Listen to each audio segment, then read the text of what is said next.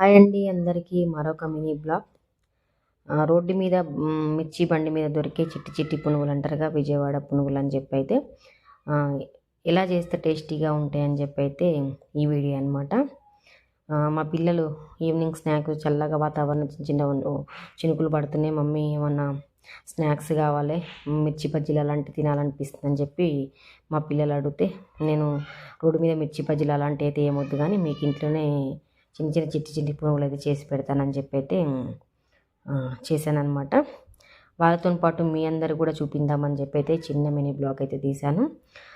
Road మీద దొరికే బండి మీద దొరికే చిట్టి చిట్టి పునుగులు ఎలా చేయాలంటే, ఇందులో సోడా ఉప్పు కలపకుండా క్రిస్పీగా గుల్లలు గుల్లలుగా వచ్చేలాగైతే మీకు ఒక మంచి చిన్న టిప్ అయితే మీకు చెప్తాను ఎలా చేయాలని. అంటే ఇడ్లీ పిండి ఒక కప్పు తీసుకుంటే మైదా పిండి కూడా ఒక కప్పు తీసుకోవాలన్నమాట.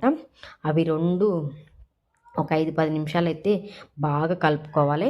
మనకు పునుగులు టేస్టీగా అయినా అలాగే రౌండ్గా అయినా ఆ నూనె లేయంగా అతుక్కపోకుండా ఉండడానికైనా కూడా మనం కలిపే విధానంలో పర్ఫెక్ట్గా ఉంటేనే చిట్టి చిట్టి పునుగులు అనేది అయితే అంత క్రిస్పీగా వస్తాయి అన్నమాట.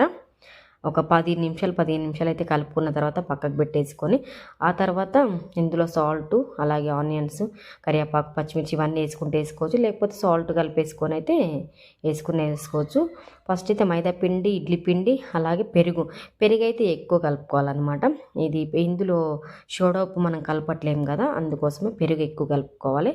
పెరుగు ఎక్కువ కలుపుకుంటే ఏంటంటే పుల్లదనం వస్తుంది, అలాగే చాలా టేస్టీగా ఉంటుంది అనమాట. సోడా ఉప్పు అనేది అవసరం లేదనమాట దీనికైతే. హెల్తీకి మంచిది కాదు కాబట్టి సోడా ఉప్పు అవసరం లేకుండా ఇలానైతే చేయండి. చాలా అంటే చాలా టేస్టీగా వస్తాయి. బండి మీద తిన్నదానికన్నా అంత టేస్టీగా వస్తాయి అన్నమాట. మేము ఇప్పుడు అదే ఈవినింగ్ అయితే చేసుకున్నాం, మాకైతే బాగా నచ్చింది. పైన ఆనియన్ జల్లుకొని సాల్ట్ కారం జల్లుకొని తింటే ఆహా ఏమీ రుచి అనేది ఉంటుంది. మీకు ఎలా అనిపించిందో ఒక చిన్న